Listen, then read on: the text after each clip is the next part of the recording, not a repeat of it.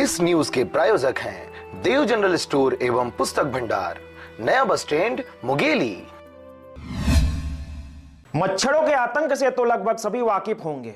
मच्छर एक ऐसा एहसास है जो नाम सुनते या उसकी आवाज सुनते ही आदमी से लेकर जानवर तक हलाकान व परेशान हो जाते हैं। वह उसके काटने की पीड़ा होने की सोच से ही सभी की मानसिकता भंग हो जाती है। वह बचाव हेतु सतर्क हो जाते हैं। मच्छरों के आतंक का उदाहरण देता एक गांव की घटना है।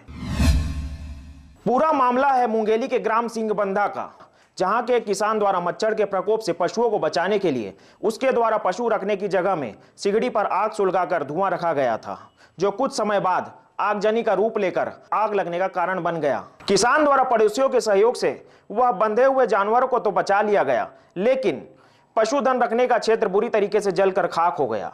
विदित किसान द्वारा आगजनी की घटना की सूचना सिटी कोतवाली में दे दी गई है। करे हैं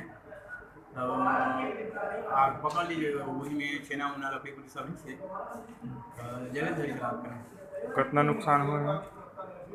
वही करीब 10-12 हज़ार का। पूरा कोठा जल गया? हाँ, आधा दूर से।